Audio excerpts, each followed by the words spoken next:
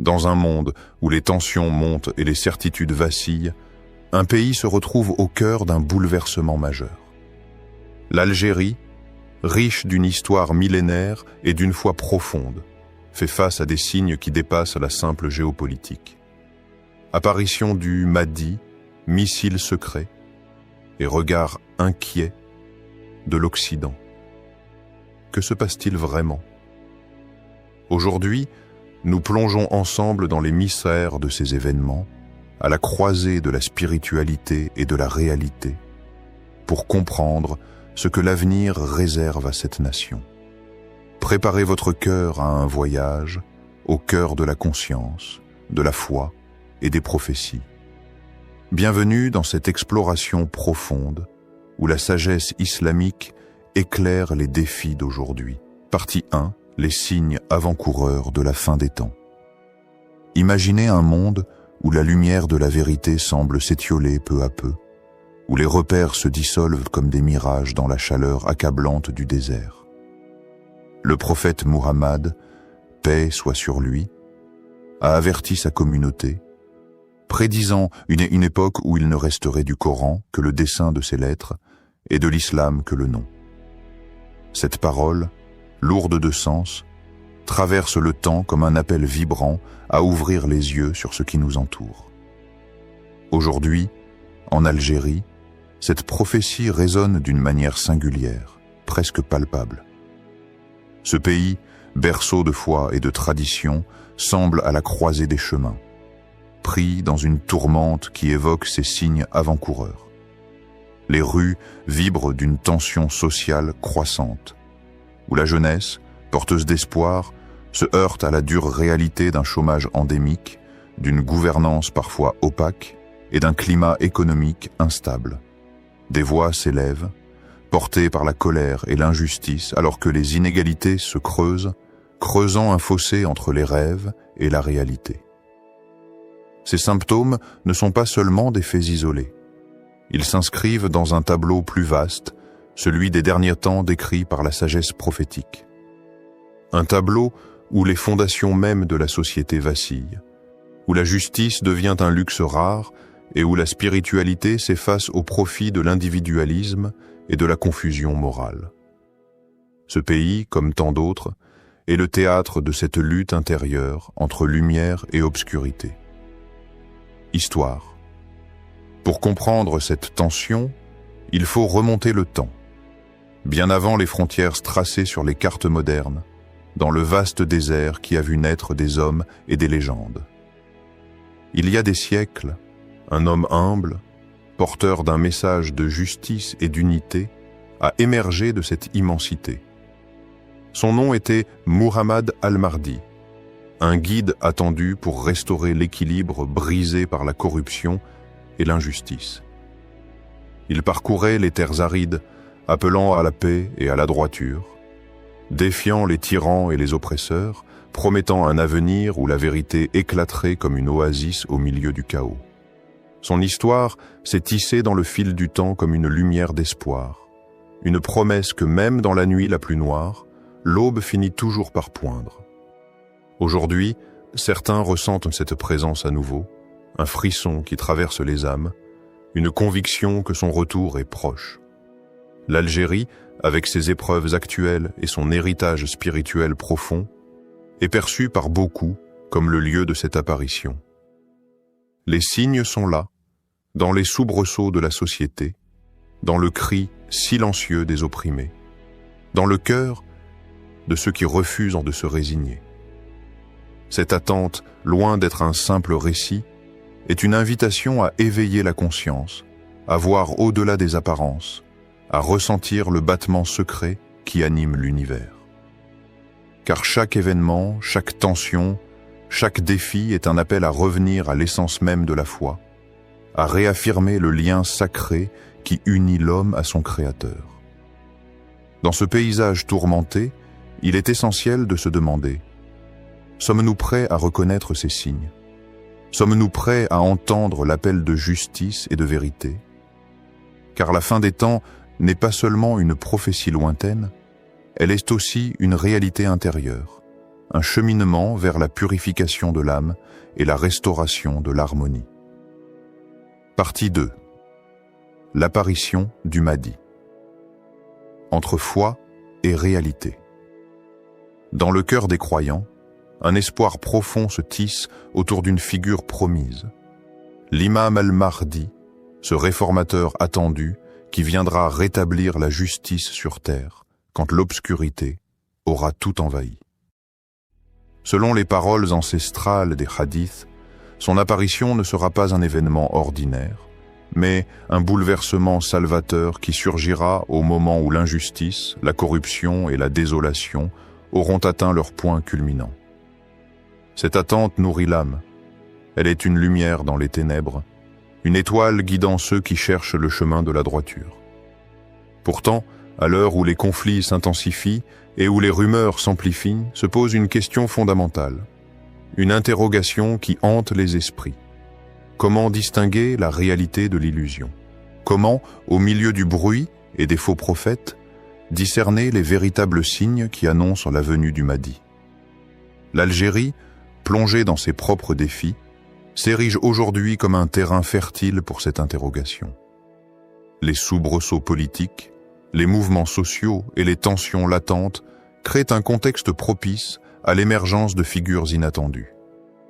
Est-ce que le hasard, ou est-ce le destin qui tisse ses fils invisibles dans ce pays?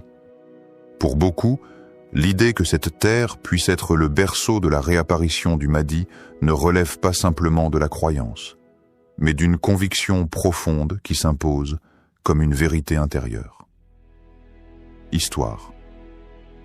Prenons un instant pour descendre dans une petite ville algérienne, loin des grandes métropoles et du tumulte médiatique, un lieu où le temps semble s'écouler au rythme des prières et des saisons. Là, un homme se distingue par sa sagesse rare et sa piété profonde. Un homme dont la présence apaise les cœurs troublés et éclaire les âmes perdues. Un jour, cet homme disparaît mystérieusement, sans laisser de traces. Le vide laissé par son absence devient vite le sujet de murmures et de spéculations. Certains parmi les habitants commencent à croire qu'il est plus qu'un simple homme. Ils le reconnaissent comme l'imam Mahdi, revenu secrètement pour guider son peuple dans ces temps troublés. Cette croyance, portée par une foi sincère, enflamme les cœurs et ravive l'espoir d'une justice restaurée. Mais ce mystère est aussi une invitation à la réflexion.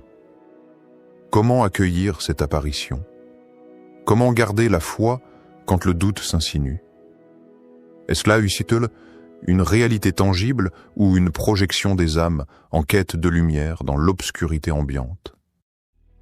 Ce récit, empreint de mystère, interroge notre rapport à la foi et à la réalité. Il nous invite à ne pas céder à l'illusion ni au scepticisme aveugle, mais à cultiver un discernement nourri par la sagesse et la méditation. Car l'attente du Mahdi n'est pas simplement une attente extérieure, elle est aussi un chemin intérieur, une purification de l'âme, un éveil des consciences. Partie 3. Les missiles secrets, une menace ou une protection. Dans l'ombre des montagnes et des dunes, l'Algérie a renforcé ses défenses avec une précision nouvelle, déployant des armes sophistiquées qui font désormais trembler les corridors du pouvoir à l'ouest. Parmi elles, les redoutables missiles Iskander, des machines de guerre capables de frapper avec une précision chirurgicale à des centaines de kilomètres. Ces armes, plus qu'un simple outil militaire, sont devenues le symbole d'un message double. D'un côté, elles éveillent la méfiance et la peur en Occident, qui scrutent avec inquiétude chaque mouvement sur la carte géopolitique du Maghreb. De l'autre, elles révèlent une volonté ferme d'affirmer une souveraineté nationale, un refus de se plier aux pressions extérieures dans un monde où la puissance se mesure souvent à l'aune de la force. Mais au-delà des calculs stratégiques et des discours diplomatiques, ces missiles portent en eux un reflet plus profond de l'âme d'une nation. Qu'est-ce que cet armement révèle sur l'état d'esprit d'un peuple qui cherche, avant tout, à protéger sa paix intérieure, sa stabilité et sa dignité? Dans un contexte de tension régionale et d'incertitude mondiale, cette posture militaire est-elle un gage de sécurité ou le signe d'une peur qui ronge les fondations mêmes de la société? Histoire. Il y a quelques mois, lors d'un exercice militaire organisé dans le sud algérien, un missile Iskander a été lancé avec une rapidité et une précision telles qu'il a frappé sa cible en quelques secondes à peine. Des observateurs étrangers, présents sur place, ont été frappés par la maîtrise technique et la portée symbolique de cet acte. Pour les Algériens, ce moment n'était pas seulement un exercice stratégique. C'était un message clair, un signal envoyé à ceux qui menaceraient leur paix et leur souveraineté. Ce missile, parcourant le ciel silencieux, avant de toucher sa cible avec une précision quasi parfaite, est devenu un symbole d'une volonté farouche de défense. Mais ce geste soulève aussi une interrogation plus profonde. Est-ce là un avertissement à ceux qui chercheraient à troubler la tranquillité de ce pays? Ou est-ce le reflet d'une inquiétude latente qui pousse une nation à se barricader derrière ses armes? Dans un monde où la paix est fragile, ce double visage des missiles illustre la complexité des choix d'un peuple partagé entre la recherche de protection et le désir ardent d'éviter la guerre. Cette tension entre force et vulnérabilité, entre menace et protection, est le miroir d'un peuple en quête de sécurité, mais aussi d'identité. Chaque missile lancé est une réponse, mais aussi une question lancinante. Comment préserver la paix sans tomber dans la spirale de la violence? Comment affirmer sa souveraineté sans isoler son âme? Partie 4. L'Occident en alerte. Peur ou prévoyance? Dans les salons feutrés des capitales occidentales, l'Algérie est aujourd'hui au centre d'un regard à la fois scrutateur et inquiète. Depuis Washington jusqu'à Paris, de Londres à Berlin, les puissances surveillent chaque mouvement, chaque signe d'une montée en puissance qui pourrait ébranler l'équilibre déjà fragile de la région maghrébine et au-delà. Les alliances stratégiques se reforment, les accords militaires se multiplient, tandis que les sanctions économiques sont brandies comme des armes diplomatiques pour maintenir un statu quo fragile. Cette vigilance constante témoigne d'une tension sous-jacente, d'un calcul géopolitique où chaque geste est analysé, décortiqué, parfois exagéré. Mais cette alerte est-elle fondée? Ou ne serait-elle pas, au contraire, le fruit d'une perception déformée, d'une peur irrationnelle face à un pays qui, plus que jamais, cherche à affirmer sa souveraineté et sa place légitime dans le concert des nations? L'Algérie, riche de son histoire et forte de sa résilience, avance avec prudence sur l'échiquier mondial. Pour elle, chaque décision est lourde de conséquences. Chaque pas en avant est scruté avec suspicion par ceux qui craignent un changement d'ordre. Un jour, dans une ville d'Algérie, un diplomate occidental de haut rang fut invité à rencontrer des représentants locaux. Lors de cette visite officielle, il ne put cacher son admiration pour la force tranquille du peuple algérien, pour sa capacité à traverser les tempêtes économiques et politiques sans perdre son identité. Ce peuple est résilient, profondément attaché à ses racines et à sa dignité, confia-t-il à ses interlocuteurs. Pourtant, derrière ces paroles respectueuses se dissimulait une inquiétude plus profonde, celle d'un homme qui, tout en admirant, redoutait la montée en puissance d'un acteur qu'il ne pouvait pleinement contrôler. Cette ambivalence est au cœur de la perception occidentale. Admiration mêlée à méfiance, respect entremêlé de crainte. L'Algérie, avec ses alliances changeantes et ses avancées militaires, semble être un terrain miné d'incertitude. Ce diplomate se demandait: dans quelle mesure les intentions réelles de cette nation correspondent-elles aux peurs qu'elle suscite? Est-ce une simple posture défensive, un cri pour la souveraineté? Ou y a-t-il derrière cette façade une ambition plus large, susceptible de déstabiliser l'ordre établi? Cette question reste sans réponse claire, oscillant entre diplomatie et suspicion, entre dialogue et tension. Au-delà de ce récit, cette partie invite le spectateur à une réflexion profonde sur la nature des relations internationales, sur la manière dont la peur peut fausser les jugements, et sur l'importance de ne pas se laisser emporter par les préjugés. Elle interroge aussi la posture des peuples face aux jeux de pouvoirs mondiaux. Comment rester fidèle à son identité tout en naviguant dans un monde où la méfiance peut devenir une arme plus puissante que les missiles? Dans cette balance fragile entre peur et prévoyance, chaque acteur, chaque nation est appelé à cultiver la sagesse et le discernement, afin que la quête de sécurité ne se transforme pas en un cercle vicieux de méfiance et d'affrontement. Partie 5. Réflexion spirituelle. Que nous enseignent ces événements? Dans le tumulte des événements qui secouent l'Algérie, une parole sacrée résonne avec une clarté intemporelle. Allah dit dans le livre « Et préparez pour eux tout ce que vous pouvez comme force ». Sourate Al-Anfal 8-60. Cette injonction ne se limite pas à l'arsenal militaire ou à la puissance matérielle. Elle invite aussi à une préparation intérieure, spirituelle. L'Algérie, à travers ses épreuves, ses tensions et ses espoirs, nous offre une leçon fondamentale. La véritable force ne réside pas uniquement dans les armes ou la stratégie, mais dans la foi, l'unité et la justice. Ces crises sont autant d'appels à revenir à l'essence même de notre engagement envers Allah, à cultiver la droiture, à renforcer les liens fraternels et à incarner la sagesse divine dans nos actes. Face aux défis d'aujourd'hui, cette réflexion nous pousse à interroger notre propre cœur. Sommes-nous préparés spirituellement autant que matériellement? Avons-nous la sagesse de discerner le juste milieu entre vigilance et confiance, entre résistance et paix intérieure? Dans un village reculé des montagnes algériennes, vit un homme dont la vie est un témoignage vibrant de cette vérité. Ancien combattant de la guerre de libération, il est aujourd'hui imam, un guide spirituel respecté, porteur d'une sagesse forgée dans les flammes de la lutte et de la foi. Cet homme, que nous appellerons Cheikh Ammar, raconte souvent comment la foi en Allah l'a soutenu dans les moments les plus sombres, lorsque l'espoir semblait s'effacer sous le poids de la douleur et de la souffrance.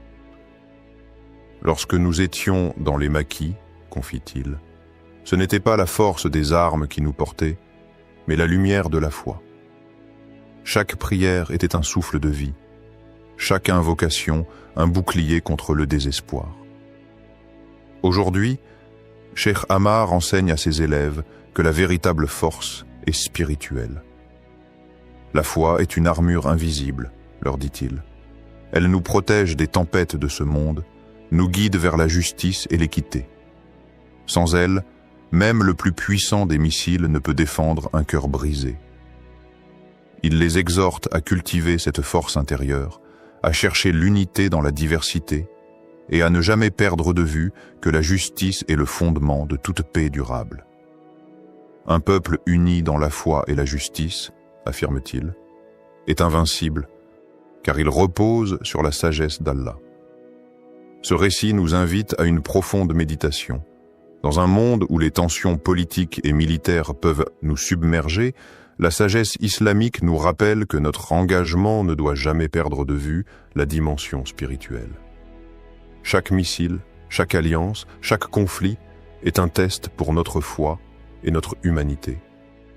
Et c'est dans cette épreuve que nous sommes appelés à puiser la force véritable, celle qui vient de la certitude qu'Allah est avec ceux qui agissent avec droiture et justice. Cette réflexion nous conduit à une invitation.